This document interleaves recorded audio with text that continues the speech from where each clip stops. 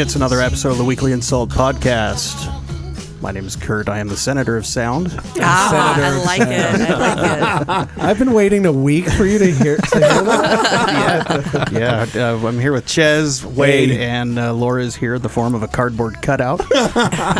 Thank you. No, I'm kidding, Laura. I'm Welcome actually back. here today. Yes, you are here. Welcome back. Thank you. From your adventures in surgical Back fixing. things. Yeah. Yes. Yeah. Yeah, we've got some really cool guests on the show today. Joining us is U.S. House of Representatives Utah District 4 candidate Vaughn Cook and his campaign manager, Dave Erickson. Hello, all. Good to be here. Hello. Welcome to the show, guys. Thanks. Yes. This is it. The hard part's over. We started the show. Now all the fun You threw stuff. me for a minute because that's you usually I start know. us Exactly. off. Kurt said he wanted to do it today. Yay, Kurt. I don't get to do it very often. You don't. But that's okay. I mean, anytime you want to do it, I'm fine with that. I'm surprised that the senator could do that introduction in less than 10 minutes. That's a good point. That's a very good point. So Vaughn, I'll start off the questions because I just have to know a little bit of. And I got a good one too, so go ahead and finish. All right, Sorry to we're interrupt you already there. starting. Don't interrupt. I just wanted to hear how you got into politics in general, kind of like a little bit of your backstory, and how did you get to where you are now? Well, when I knew George Washington, I've been active in politics my whole life. Mm-hmm. So I graduated from Utah State University with a degree in political science. My expectation was to go to law school, but when I was a junior in college, my dad died. He was in the real estate business, and so I got involved in real estate as a result. Mm-hmm. And I met enough attorneys that I realized, it's more fun making trouble than it is to try to get people out of trouble once they get in it. So, but my interest has been there my whole life, and that's really where it all started. Mm-hmm. Mm-hmm. Kurt? I have a question for you, Vaughn. Okay. Do you know who Terry O'Quinn is? Terry Oakland? No, Terry O'Quinn. O'Quinn. Yeah. I don't. He's an actor. Okay. He's an actor. He's John? John Locke from Lost John Locke 2000. yeah. So I have to say, you guys could be twin brothers. Yeah. It's funny you mentioned that because about 2 or 3 times a week, Oh, yeah. I'll actually get asked that question. And I've had people actually stop and turn around and run up to me on the street and say, "Are you John Locke?" Terry O'Quinn's his real name. And Yeah. John Locke. But yeah, you look exactly like him. Like You it's do. it's strikingly Yeah, we could be familiar. doppelgangers for sure. Well, so I have a question. So have you held other public or government, I guess, positions? I offices? haven't. You haven't? I haven't. Okay. In 2016, well, let me give you the backstory. Okay. The backstory in Utah, because we're predominantly Republican, is that the Democrats, if you want to run for a statewide office, it's kind of like, okay, who wants to lose? And then whoever does raises their hand and they say, okay, you're going to be our candidate for this or that. And I don't mean to be flippant. That's not really how it happens. Mm-hmm. But in 2016, there happened to be 2 of us who raised our hand to run in the gubernatorial race, and a fellow named Mike Weinholtz and I. And we then competed. He won at the convention. This was back in 2016. This is 2016, Yeah. right. And he won because he out-campaigned me. He just did a better job. Mm-hmm. But it was an interesting experience because I realized most of my life I've been a Democrat, and my interest has been to see government in Utah be more representative than it really is. But over the years, the Republicans have done a good job of making us believe that Republican and righteous are synonyms. Mm-hmm. And so we have a supermajority Republican government. Not that it's full of bad people, but it's just not a good way to run a government, in my opinion. My hope was that we could moderate the Democratic Party so that it would become more appealing to more voters and we'd actually win elections. Mm-hmm. But that experience in 2016 made me realize that the Democrats are more to the left than I am, and the Republicans certainly are more to the right than I am. I'm really a moderate. And so a group of us got together and started a party called the United Utah Party, which is a moderate party in Utah. And we've been around for about 7 years. It's going well. Mm-hmm. Occasionally we get a candidate elected to some office. and we're continuing to grow. So, yeah, I did a lot of research on the United Utah Party when you guys first contacted us. I looked into that, and I was pretty impressed by your ideas. Yeah.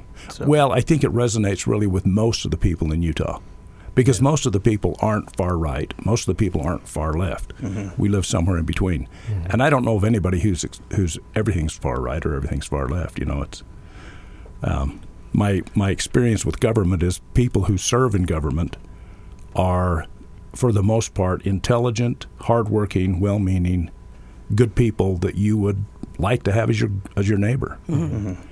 And then the press sometimes will vilify them, or if you don't agree with them, they get crucified in the social media. But government, I think, is a good place to work. Mm-hmm.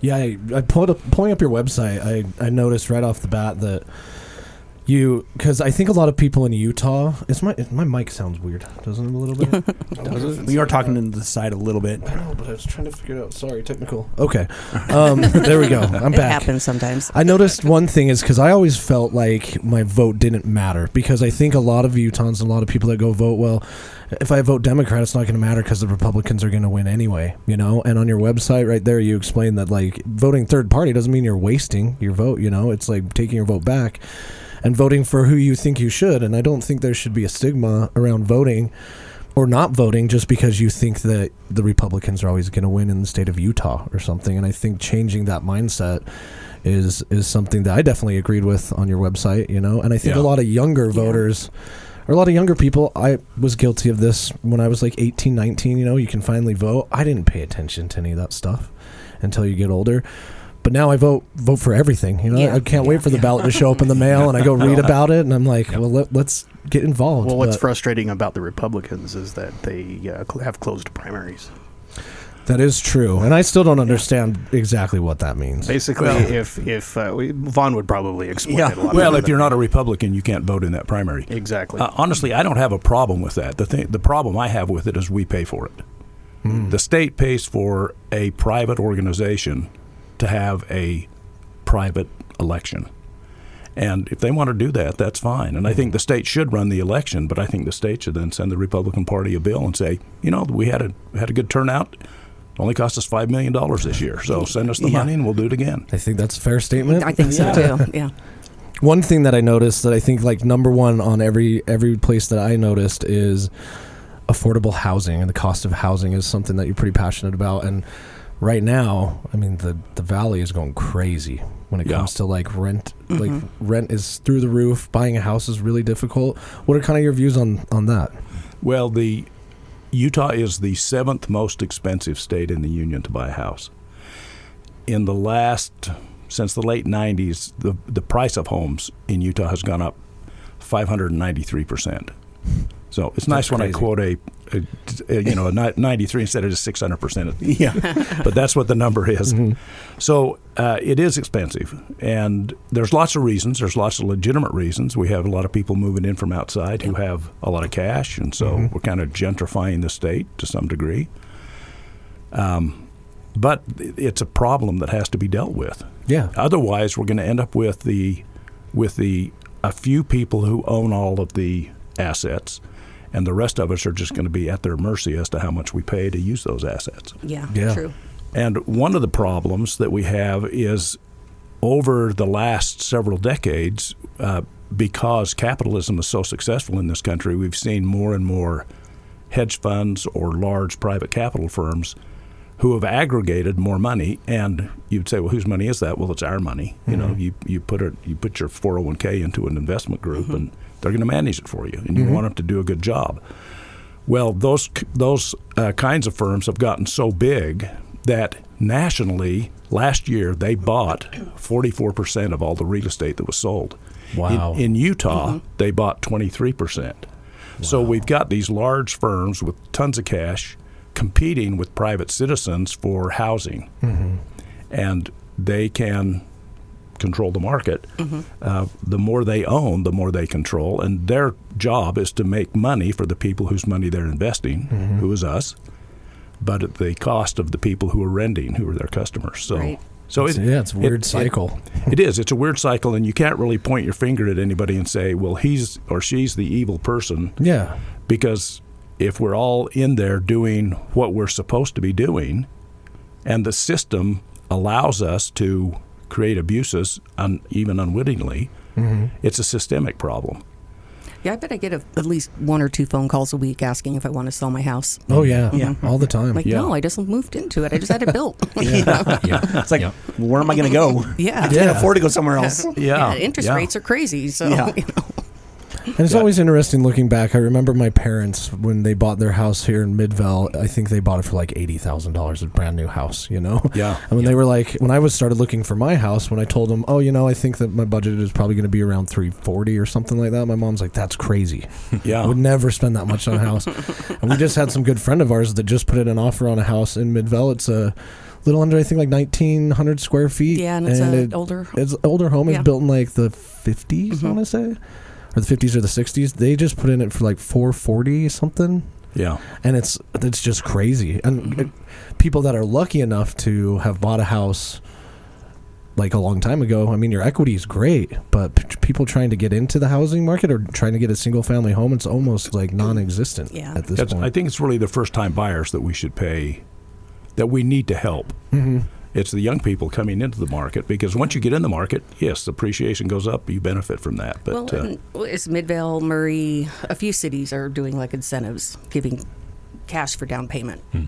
Yeah, it's a grant. I think they're offering up a grant, which is helpful. But I think a lot of, with the way all prices are going up on everything too, so I think a lot of the younger people don't have necessarily the savings that say I had when I was ready to buy the house. And where the grants come in, they help, but it's still a down payment on a $400,000 house it's a lot of money. A lot of money. Well, and I can give you an example. I just recently sold my home, and we had a couple of different offers, and it was interesting because we had a cash offer. Oh, really? And we had an offer from someone who was a first-time home buyer. Well, who do you think I'm going to go with? Cash, money talks. Exactly. Yeah.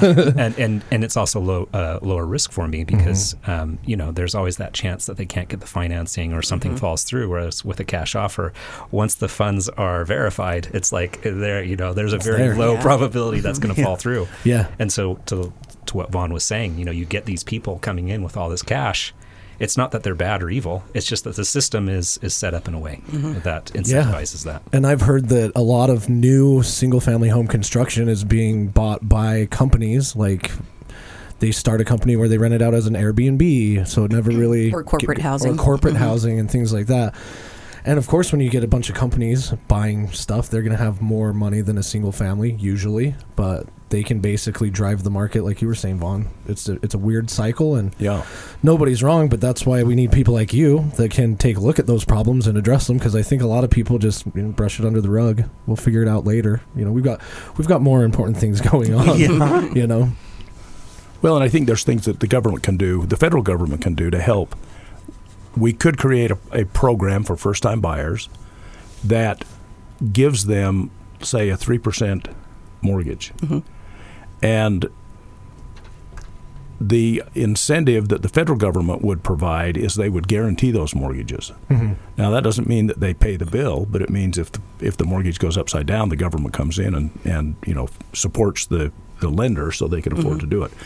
With that kind of a guarantee, there would be lenders who would say, okay, I'm willing to invest my money at a lower interest rate because the risk is so low.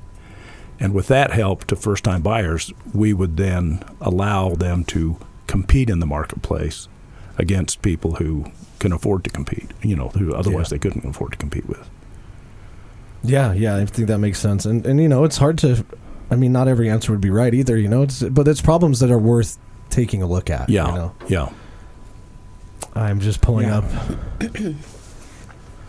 Ballotpedia. I didn't even know that was a thing, but it's like Wikipedia for... Right. Yeah, I came across that yesterday. I was pulling that up, just going through it a couple times. And that's what I think they had to answer a survey or something, or said you answered a survey about questions that they could put on here. I don't. Well, I'd be interested to see, because I don't think I've answered any surveys. Oh, it might. I don't know. But they may say, "Oh, this is what he looks like." So yeah.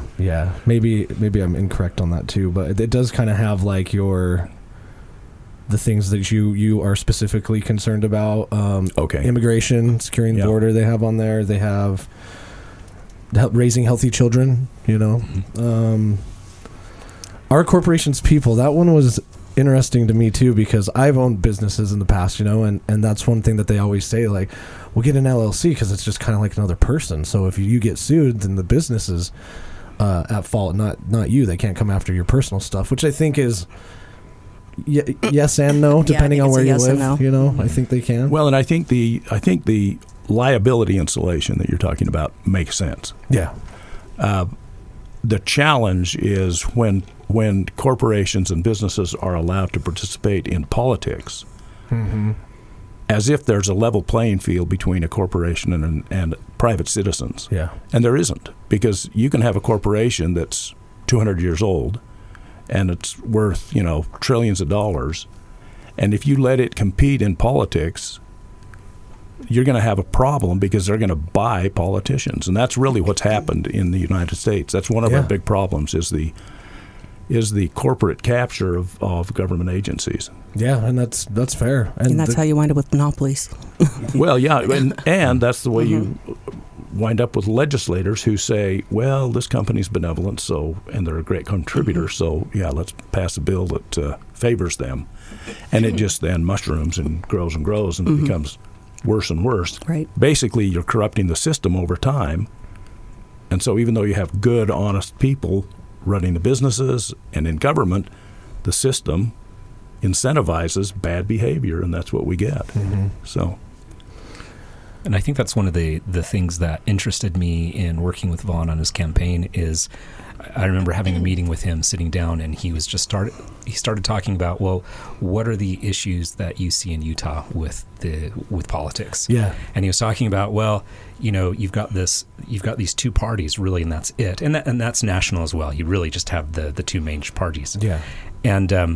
And he was talking about how you have this radicalization that starts from both sides, that it's not the people that are bad, it's the system that's bad. And that's what he's really trying to come in and say, well, there's a different way that we can do this, but in order to do that, we've got to start thinking about third party that forces the radical ends to come together.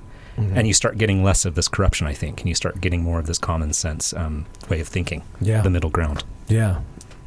Well, I think more conversation, because I don't think the issues are really different, how you approach fixing them, right? Yeah.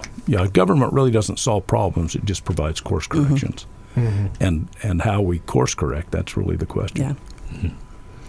What would you say is one of the more frustrating things about politics? That I don't get my way all the time. That's fair. I think that's frustrating about life. Yeah, that's true. Let's talk about what you mentioned, Wade, earlier, and that is the disenfranchising of voters. And I think really that hits people your age and younger in a more serious way, because you could honestly say in Utah, the Republicans are going to win, so if I'm a Republican, it doesn't matter if I vote, because they're going to win anyway. If I'm a Democrat or voting not Republican, I'm just, they're not going to win anyway. So, but let's talk about Congress for a minute. Okay? Congress is made up of 435 Congress people, and 6 of those people don't vote. So you got a representative from Washington, D.C. and Puerto Rico, and there's 6 places like that where they send representatives, but they don't vote, which means there are 429 voting members of Congress. And if you could imagine, so I'll paint you a kind of a visual picture.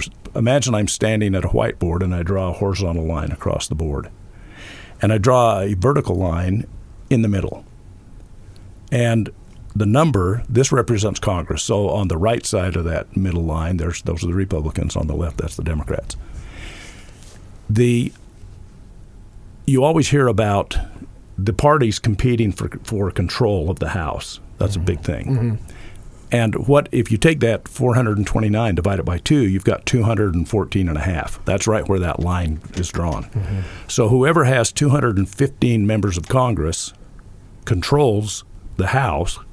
And how do they control the House? they control it because if they all vote as a block, they get to elect the leadership. Yeah. And it's the leadership that's critical because the leadership directs all the bills that come through Congress. So that's what you want to be in that catbird seat. Mm-hmm. Right now, the Republicans have 217 seats, and the Democrats have 214.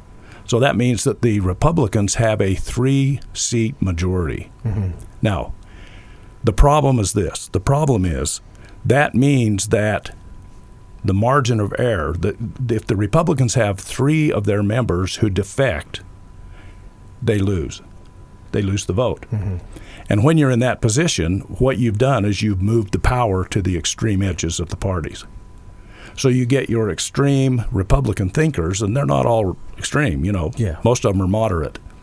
But, these extremers get together and they say, hey, we're just going to be, dogs in the manger. Mm-hmm. If you guys don't give us what we want, we're going to defect. Mm-hmm. And the Republicans have to say, crap, we're going to have to pander to you. Yeah. So now let's get back to the 4th District in Utah. If the 4th District in Utah would send a non-Republican, non-Democrat into Congress, it would give us an independent voice in the middle. And that is an extremely powerful position because you could vote for the Republicans or you could vote with the Democrats. And what that does for the leadership of those two parties is it allows them to neuter the extreme edges of their party.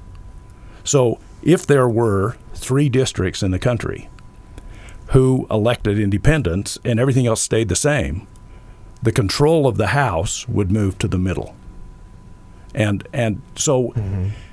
in Utah's 4th Congressional District, if I'm a voter and I know that, okay, I've got an alternative to a Republican or a Democrat, and that person is reasonable and I think they'll represent me well, we would have a lot more power in Congress with that person than we would by just sending another Republican or another Democrat. Yeah, that totally makes sense. It does. Yeah. Because then, you, like you said, the extremists and stuff, you're right in the middle. So and it's almost would make sense that that person would have a more level head, right? Because you're taking in both sides. You're not kind of just hyper-focused maybe on one side of the fence there. You're looking at everything and making a rational decision on what's probably the best thing to do.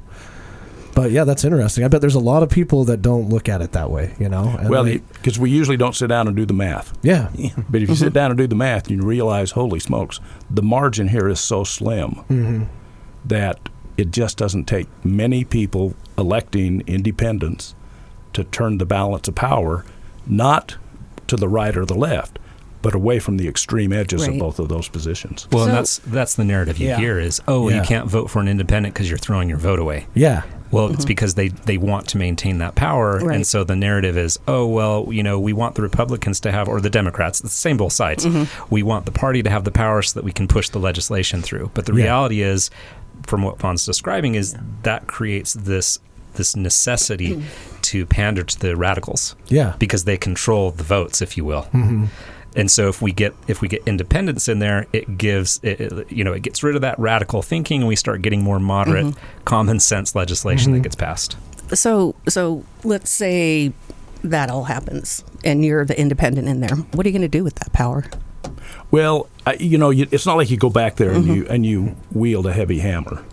You're not Thor. Darn it. I know, dang it. See the frustration of politics.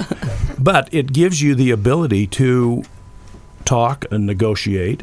It really gives you the responsibility to represent the people who voted for you, the people in your district, as opposed to the party that put you in power.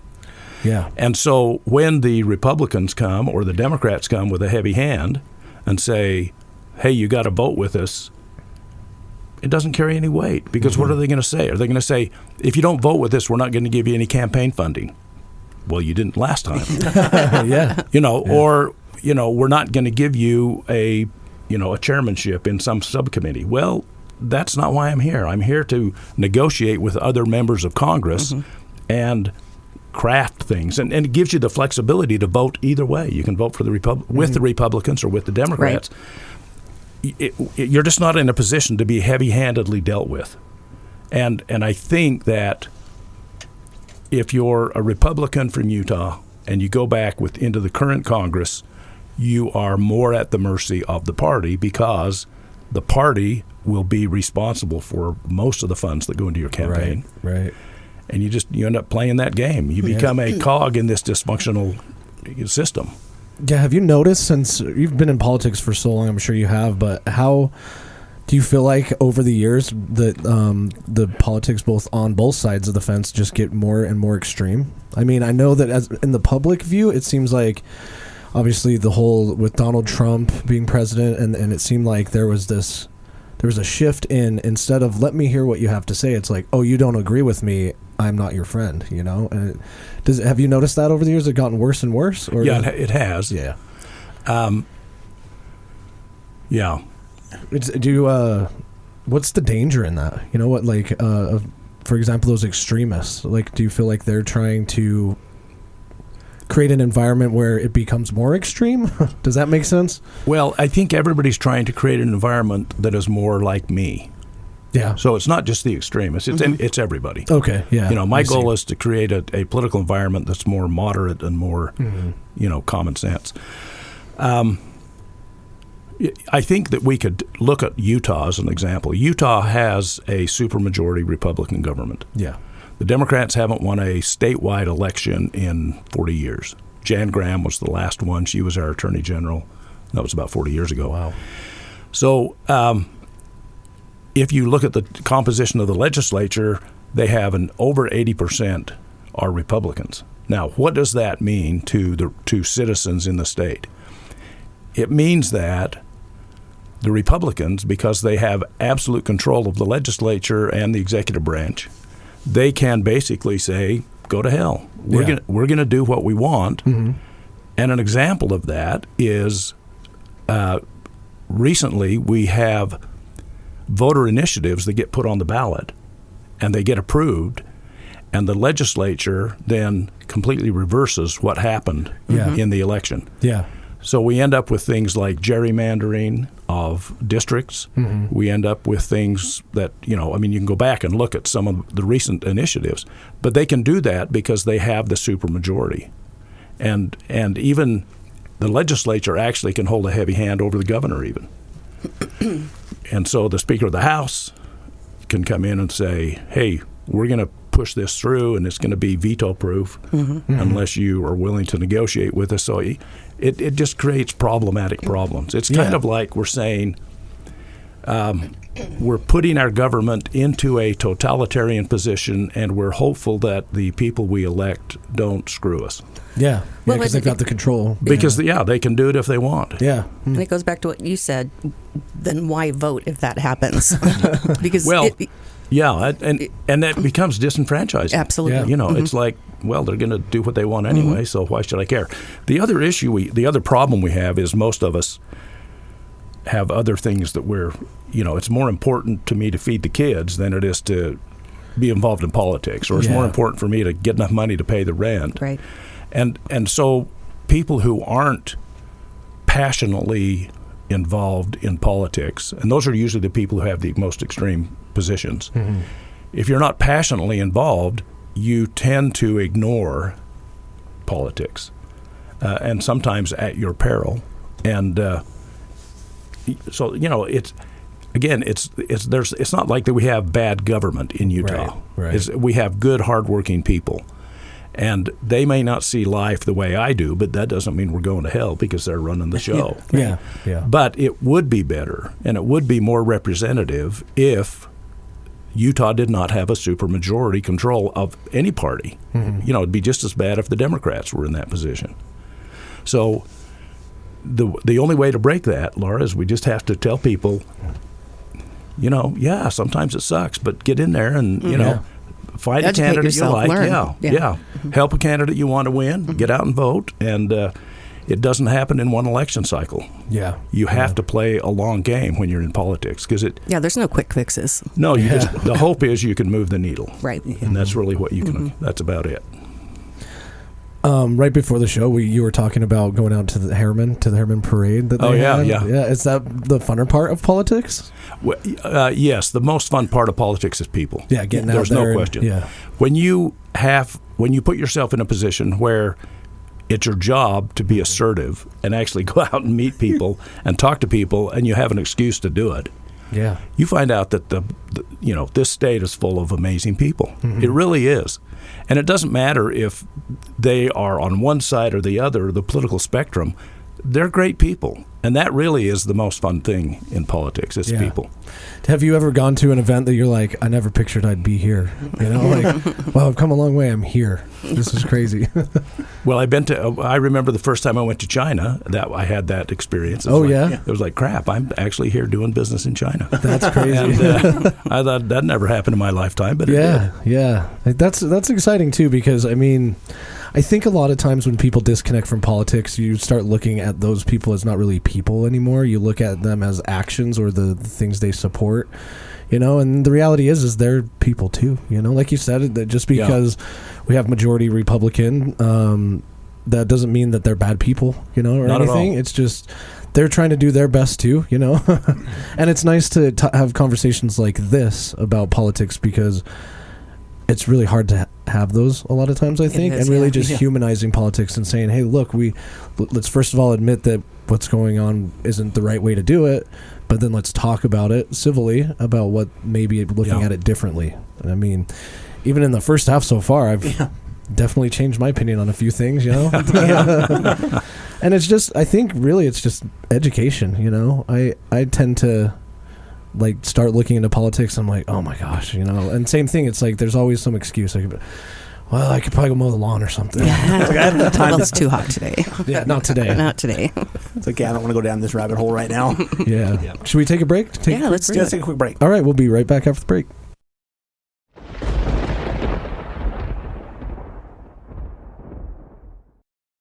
And we're back. The Weekly InSalt, episode 320. Oh. Since you guys always make a bit about me saying O's instead of zeros. On the break, we were talking a little bit about hiking. And Vaughn, you've summited Lone Peak. Have you done a lot of hiking? I have over the years. Yeah? Did you do any backpacking, or was it mainly just hiking? Both. Both? Yeah. Both, yeah. Okay. Do you enjoy being out in the wilderness? Yeah. I'm not as active in it as you guys are, but I love getting out there. Yeah, it's a lot of fun, and we've mentioned a couple times that Utah has some of the best wilderness in the world. You get down into St. George and Zions National Park and stuff. You can't see that anywhere. Mm-mm. Well, we should get your guys' passports ready so we can go hike Benton Mountain. Where's that? Can I take my Jeep? I'm not hiking. Benton Mountain in the Tokushima Prefecture in Japan. This is my kind of hike. Is this your Kurt's Corner? I guess so. Oh. You got to put it on the TV so we can see what you're looking at. I'll show you here in a minute. It's located in the middle of the paddy fields along the Tokushima Prefecture. Benton Mountain is 6.1 meters tall. All right. Okay, you can take your Jeep, taking a Laura. picture? Yeah. You can this is my kind of mountain. You got to be kidding me. Where is it? It's in the trees. That's it. Oh. Yeah, you can hike that. I'd probably fall and break my leg, dude. It's the world's shortest mountain. It looks like a tree. I'd call it, in Utah standards, we'd probably call that a hill. Maybe. No, maybe a mound. A speed bump. Yeah, when it's maybe, 19 feet? Yeah. Okay. There has been no missing persons. I don't know how they would get them out of there. I know. Yeah. Bring in the heavy lifting Chinooks or something. Yeah. You know what? The more that I live in Utah, the more that I realize I don't think I can live anywhere else, because without those mountains, I get completely lost, number one, and then number two, I just miss it. I think during the fall is one of the best times to be in Utah, because you see the snow-covered peaks of the mountain as it gets colder and colder. Yeah, it's the first time I flew in when I was interviewing for a job out here. I fell in love. It was during the wintertime. It was all white. Yeah, it was so pretty. Mm-hmm. And then nobody told you about the inversion, though, right? No, that sucks. Especially with asthma and those kind of issues. But I did move away once. Yeah? Where'd you move to? New Mexico. How was that? It was okay. I made it a year and came back. It's like I miss Utah. I think a lot of people that live here have moved from out of state there's a subreddit on Reddit, obviously, for Salt Lake City and Utah. There's people posting in there all the time that are like, oh man, I wish I'd come back to Utah, or I'm moving here, what can we do and expect? And we've grown a lot since I was born, I mean, Harriman was pretty much a big field, and it felt so far away when I was a kid. It's like, who would go out here? There's nothing, and the Harmon's on 7800 South and 7th, right close to the studio. That was just a big field that I went down and played in. And I can remember, just across the street here from the studio, all of that being Smart Dairy. Yeah. So interesting how things change. Yeah. You were born in Logan. Yes. Right? And then that's a pretty area. Kind of grew up in like Hiram? Yes. Okay. And then when did you make the move down to the valleys here, I guess? Well, after I graduated from college. So I met my wife in college. We got married. We moved to Murray, and then we moved from there to Davis County, and from there we moved to Utah County. And so we've been down this way for lots of years. Lots of years, yeah. Ever live out of state? Yes, I've lived in Nevada and Texas and Colorado. So is Utah the best state? Well, it was the easiest and the best for us, for sure. Yeah. But we lived in great places. Every one of those states is great. So I've lived out of the country, and that's fun too. So. I want to talk about acupuncture. Yeah. Okay, let's do it. Right. So I was fix my back. I should have brought some needles, Laura. I didn't realize you had We'll have to have you on and do that, because I would be so interested in that. I've never had it done before. Yeah, it's really amazing, honestly. There are lots of times I've been putting needles in patients and thinking, what got you into that? That's crazy, this works. Back in the early 80s, I got forced out of the real estate business that I'd been in for quite a while. And then I had an opportunity to buy into a company. Anyway, to make a long story short, I got into the business of software serving alternative practitioners. Okay. And I trained doctors how to use this equipment, and finally I realized, I'm tired of training these guys how to do this. I want to do it myself. So I went to acupuncture school in Hawaii. Fun. And, I bet that was fun. I bet that was fun. And so it's been a long time. I've been in practice for over 40 years. Oh, wow. Yeah. So back before Wade was born. Yeah. Do you find that there's a lot of skeptics with acupuncture? Do they Not as much as there used to be. Back 40 years ago, it was considered heresy. I mean, acupuncture was either part of an Eastern weird religion, or, it was, just not understood. But then when Nixon went to China, he actually had an acupuncture experience, or one of his staff did, and that really kind of broke down the doors. Interesting. And so it became more and more common. And when the AMA then started acknowledging it, that really moved it up the ladder. Yeah. I've never had it. Have you ever had acupuncture? I have not. No. Has anybody here? You've had it, Dave? Yeah. I have. Yeah. And you have, of course. What's it like? Is it painful? For the most part, no. Yeah. No. The needles that you use in acupuncture are a lot of them are no thicker than the hair on your head. Okay. And they're really sharp. And they're sharpened in a different way than a hypodermic needle. So a hypodermic needle has to be hollow because you have to get the juice in. And those needles are cut on a bevel. Acupuncture needles, there's no juice that goes through them, so they're sharpened like a pine cone. And so the point, like a sewing pin, sort of. Yeah, exactly. Yeah. And so they're extremely sharp. Some of them are big, some are small. Sometimes it hurts. Usually it doesn't. Yeah. It's really calming because in your body, you have energy that flows. The Chinese call it qi. And qi will flow through predictable channels, just like your blood flows through predictable channels. And what happens, for example, with Laura's back, she would have had, before she developed a physiological problem, she would have had an energetic problem. Her energy system would have gone out of whack first. And if you've got a garden hose and you pinch the garden hose, it's going to affect the upstream and the downstream pressure.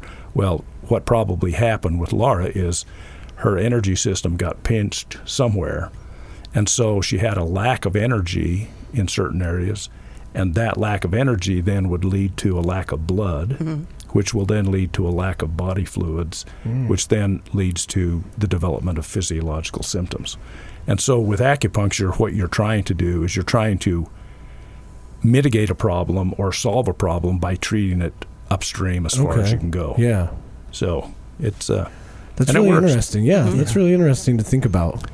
Just because, I mean, that's the best way to treat something, right? Before it becomes a huge problem. You know? Yeah. So I had a friend that had a dog that had spine problems, and holistically, they took it to a holistic vet, and they did acupuncture. It worked. Yeah. So how long do the needles stay in for? It depends on, there's different techniques. Some is just you put the needle in and, work it around and pull it out. Most of the time they stay in maybe 10 minutes or so. So let's say that Laura had come to the clinic and said, hey, I've got this back pain. What would we do? Well, we wouldn't just do acupuncture. We would do other things, but for the acupuncture side of it, we would put needles in certain places in her lower back and her legs and her bum, and we'd let them just sit there. She'd cook. So I'd say, okay, Laura, you're cooking now. Yep. And, 10, 15 minutes, and then you come in and take the needles out. And she would feel relief probably while the needles were in. Quite often people fall asleep while they're laying on the table with the needles in. So, and then over time, it's not like one and done. It usually takes some repeated treatments, because if we start the energy flow moving again through her body, she's not going to get better all at once because we're way upstream. Yeah. So, we're going to give her a few treatments. And I would tell patients that, because people will say, well, how long do I have to do this, or how soon will I know if this is going to help? And my answer was always, if you come in for 5 treatments and you're not noticing significant difference, then probably we should refer you to somebody else. Yeah. But within 5 treatments, usually within 2-3 treatments, people are going, wow, this is really making a difference. So that's like kind of a nightmare for me because I don't like needles. I had a hard time getting the vaccine, the COVID vaccine, I'm like, oh, geez. I have to really work myself up for it, So and then it's never that bad. If somebody comes in and they are needle phobic, there's a point right on the top of your head. That's the first place I put the needle. Oh, really? And that calms your fear and relaxes you, and then away you go. So... But most people who are afraid of needles just never come in. I bet I bet we could do that to me so I could jump out of an airplane with you. Yeah, is there an acupuncture we can do to make her not afraid of heights? Well, let's let her back heal first. True. I don't know. Maybe your back might feel good when you're just falling. When we pull the chute, that's a different thing. But. Yeah, I'm not ready for that. Then her back would get a real adjustment. So, I know a guy that did skeleton, and he said, when he did the first run of the year or whatever, he said it was like the best chiropractic, whatever. He's like, I'd come out, I'd be like a half inch taller. Yeah. He's like, my back would just feel great, just all that vibration, and everything gets back in alignment. And how long were you in Hawaii doing that? It was a 3-year program. Okay. So I actually commuted. I mean, I spent a fair amount of time traveling during my software career, and so I would go to Hawaii and stay there for a couple of weeks. A couple of months is the longest I stayed there. But it was a 3-year program. Okay, yeah. So I want to try it now. I just want to go to Hawaii. Well, I've never been to Hawaii either. It's beautiful. Neither have I. Say I've been once, and it rained the entire week I was there. In a place that never rains. Oh, wow. There you go. So when you're not doing politics or acupuncture, what do you do? What do you enjoy? Well, I own a software company. Oh, okay. And I've mostly retired. I have some really smart people who run those companies. And so I get up in the morning and put my feet on the ground and start running, and next thing I know, I'm getting back in bed. That sounds like a great day. Yeah. Sounds like most of us. Exactly. Yeah. I think that's the most important thing, right? Getting up every day. I mean, yeah. Yeah. Well, you look back and say, my gosh, this day went fast. And then you think, well, yeah, but I got a lot done, so it's been a good day. Yeah. You know what? Somebody was telling me the other day that the reason why time passes so fast as you get older is because you keep the same routine, whereas when you were a kid, everything's new. So you're creating new memories all the time. And as an adult, you kind of get stuck in your routine, and then it seems like time flies by. So I think it's important to do things different, outside of your routine. Well, I should add in here, as long as I've known Vaughn, he's always doing something new. Yeah. Yeah, he's that kind of guy where he gets these ideas, and he's pretty interesting in that no one can tell him he can't do something or that's dumb or whatever. And then something that I've really admired about him. So, he's always got these things that he's working on. So he makes it sound like maybe he's getting up and he's running and then going back to bed. But really that running is, full. All kinds of stuff going on. And, I'm the same way. I mean, sometimes it's a blessing. Sometimes it's a curse, because I'll hit these points in my life where things are going great, I don't need to change anything, but I just can't stand it. And I'm like, I need to come up with something different. I need to push myself a little bit or challenge myself. And then a lot of times that involves like getting rid of something else, because you can only do so much, right? Like unfortunately. With the I know, right? I feel that way all the time. With the podcast, I always think like, I could be doing more and more and more. But then it's like, but what if I did like a YouTube thing now? Or what if I try this? And I think doing new things is awesome because it helps you learn. And I'm a big proponent of never stop learning. Like, doesn't matter how old you get, you should always constantly be learning something new or trying something new. I think that's what life's about. As soon as you stop learning, I mean, what do you just do in the routine then? And Wade, that's a great segue back into our earlier conversation about being a disenfranchised voter. Because one of the, I'm in this race to win. My goal is to win, is to be in Congress next January. But my secondary goal is to move the needle. Yeah. I would love to see young people like you guys become more politically active because you realize you can make a difference. When you start getting involved in politics, it's amazing how much difference you can make, because there are so few people who try to make a difference. Yeah. That's true. And we need, when we look at our two major party presidential candidates this year, it's like, what in the... What's going on here? Can't you guys find somebody who's 20 or 30 years younger than these guys? Yeah. Really, let's move down a generation or two, because we got lots of smart people, probably smarter than these guys. Yeah. I'm hoping that that's what happens as part of this campaign that I'm involved in, is that there will be people in Utah, younger people, who say, you know what, I can make a difference. And maybe I'll enjoy it. And they get involved and say, this really is nice. And politics is not just dirty business. No. It's making a difference in the lives of other people. It should be about that. And it is for the most part. Yeah. It was interesting having Mayor Midville on here, because he brought up something that I was like appalled at, because, and I think people get it in their head, to your point, Vaughn, where it's just me, how big of a difference am I going to make, and I think that's the wrong way to look at it. Everybody should look at it as you are the difference that you can make, you have to put yourself out there to make that difference. And the mayor said, if anybody has any problems with the city of Midvale, the only thing you have to do is go to those town hall meetings that we set up every single week. And he's like, everybody has like these big complaints, and then when the meetings come around, there's like two people there, And it's just because I think that maybe they're embarrassed to go, or they don't feel like they want to speak out in a public environment or something. But really, just getting involved and getting started is better than nothing, instead of just avoiding the whole thing altogether. I agree. And that's the one thing that's always driven me nuts about Utah is the way that everybody just gave up. It's like, Republicans are going to win anyway, so why should I even care, And it's like, you should care because you live here and because you do make a difference. But if you don't care, then you don't have any chance to make a difference, You know what? And another thing you can do is, sometimes we think if I get involved, it has to consume me or it doesn't make a difference. Yeah. And that's not true either. You don't have to run for office. You don't have to, you don't have to change the configuration of the legislature in Utah.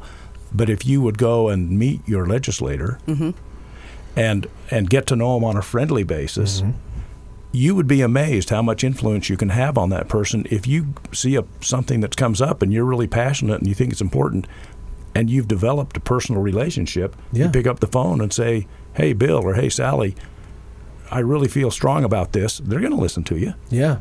And that's just that's just people-to-people stuff. And it doesn't have to be, I'm either not involved or I'm consumed. It's always in between there. Kurt, I know you've got some stuff. I would say that Kurt's probably the most political guy out of our group, honestly. I thought I saw some fire in his eye there. Yeah. Well, I don't know about that. But I don't know. Now he's nervous. We've been doing the show for 45 minutes, and you just got nervous? And you just put him on the spot. That's why. I know. Well, it's because I know that we get involved in conversation, and then it's hard to interrupt. Well, I mean, you're I don't know have you made it through the primaries yet? Yeah, for me, there is no primary. Oh, okay. So you're going to be on the ballot. I'll be on the ballot in November. Nice. Okay. So you're up against Burgess Owens? Yes. And Katie Wang on the Democrat side? That's correct. Okay. So how do you feel like you have enough information or ammunition, should I say, to win? Well, the answer is yes, but I'm not running because I think Burgess Owens is a bad person. Sure. Or Katie Wang. Well, give me a minute. Let me dig up some dirt on that. No. Well, and you could do that, but that's not the constructive part of politics. The reason I'm running and the reason I'm saying you should vote for me isn't because I'm a more righteous person than Burgess Owens. It's because he's part of the dysfunctional system. He's going to go back there, and if he votes at all, he's just going to vote at whatever the Republicans tell him to do, because that's how he stays in office. And it's a systemic problem. It's not an individual problem. Yeah. And so I don't feel like I have to out-badmouth anybody. Sure. It's a matter of educating voters to realize that vote for me is not throwing away your vote. Vote for me is actually, if you want to empower the 4th District, let's send me back instead of somebody who's beholden to a party. Right. Makes sense. I think you mentioned somewhere like term limits, putting term limits. You're for that? Or was it? Yeah. I think I just briefly read it. Well, that was on the United. Yeah, United Utah. Okay. Yeah. The advantage of term limits is you don't end up with a bunch of professional politicians. One of the challenges I have with Joe Biden is that he's been there for 50 plus years. Yeah. If there's anybody who's part of the system, it's him. The argument against term limit is, well, if you have term limits, then you don't let elected officials stay in office long enough to develop the power to control the bureaucrats, and so you end up with a government that's just run by bureaucrats. And that's a legitimate argument too. So it's not like there's one good answer that's the best. But again, I think government doesn't solve problems. Government provides course corrections, and we should try some term limits, and we should see how it goes for 10 or 15 years. And if we don't like it, change it, or let's tweak it along the way. So that's such an interesting way you put that. We should try it. Because I think when I think of politics a lot too, there is no try. It's like once this is in, this is the way it is. But that's not the truth. No, you can. We should change your mind. We should be experimenting with that stuff, and we should be. Because clearly what's happening is not working. Yeah. Experimenting is the way to do it. Yeah, and why keep everything the same just because it's been the same? There's no reason in that. That's where we make progress, is by trying new things, and they're not always going to work. And then if they don't work, you just don't do it anymore. Yeah. But I think that politics, like to a lot of people, is just, it's just politics, always the same. It's always probably going to have a little bit of corruption, and people are always going to try to have the most power and things like that. But really, they're here for the people, Well, and I think another issue, or another challenge we have, and that's the press. Oh, yeah. Because when you think about the press, they're in business. Yeah. They're in business of selling advertising. That's how they stay in business. And news reporters, I think, again, are honest, hardworking, but they tend to create controversy, or they emphasize the controversy, because that's what inflames their viewers. That's what gets them emotionally hooked to their media and keeps them coming back so they can sell more advertisements. Yep.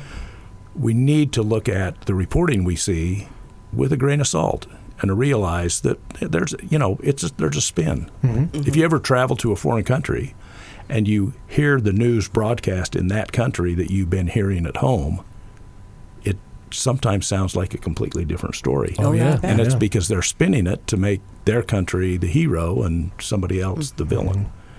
And so I think people, as part of this, overcoming the disenfranchisement, you have to realize, well, we need news. We need an independent press. But everybody's got a dog in the fight, including the press. Yeah. Yeah. Do you think the independent press is now social media? I think to some degree. Mm-hmm. Yeah. And I'm sure social media has changed the way that you campaign, right? Like it's got to become probably a pretty big part of your campaign. It more so in the coming weeks than it has been. Yeah.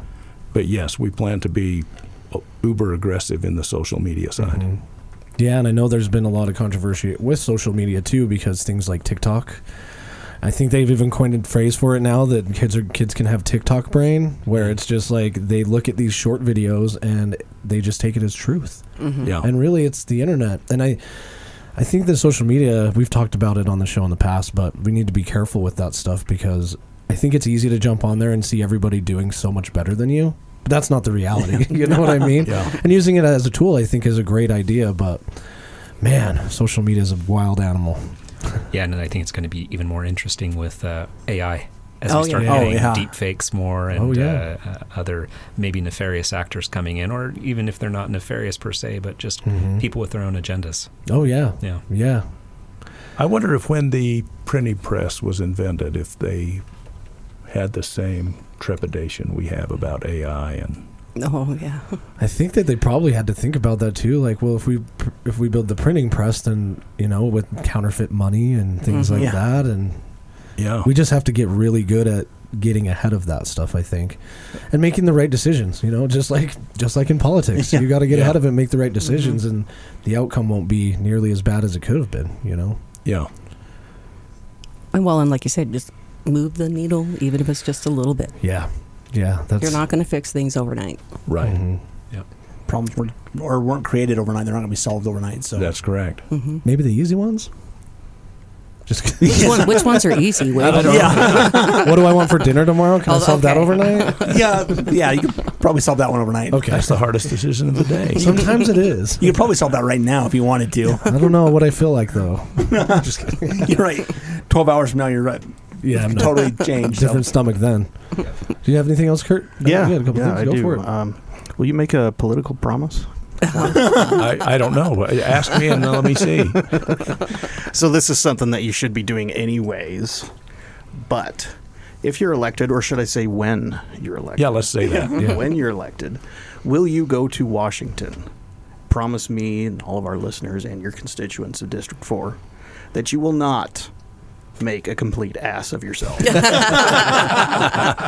There's a few in Congress that are already doing that. Like, I won't name names like Marjorie Taylor Greene or Alexandria Ocasio-Cortez, but I will name that one guy from New York that got expelled, George Santos. But you're not going to name any names. Right. Yeah, so as long as you, if you can promise not to follow in their footsteps. I can promise I won't follow in their footsteps. Yeah, that's all. That's to make us look bad. Yeah, right. Yeah, like who voted for this person? That's funny. You were looking forward to bringing that up all week. He was looking forward to that. He's like, I'm going to get him to do a political promise. You heard it here first. Yep, there it is. Do you got more? I know you have a little bit more, don't you? No. That's No, it? that's it. All right, cool. Yeah. All right. Yeah, I'm glad you picked on both sides of the aisle there. Yeah. That's funny.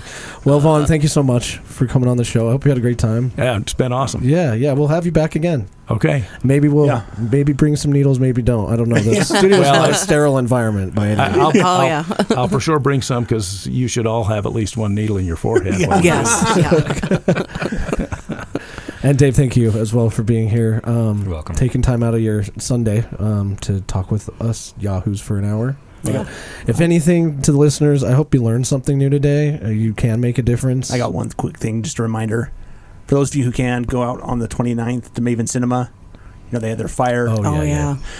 Go out, and, they're doing they're going to be selling concessions and stuff just outside their store on the 29th. Go down, support them.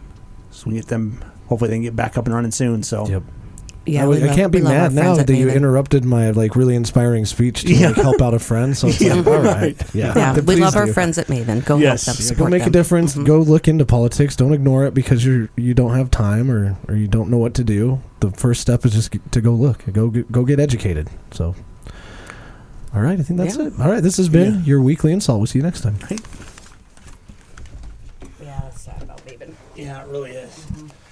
Why'd that hour go by so fast? It always does. Always does, yeah. It does. Mm-hmm. There was one episode where it didn't. That was a rough one. Yeah, we've had a couple, but they're few and far between. There was one episode that we had where these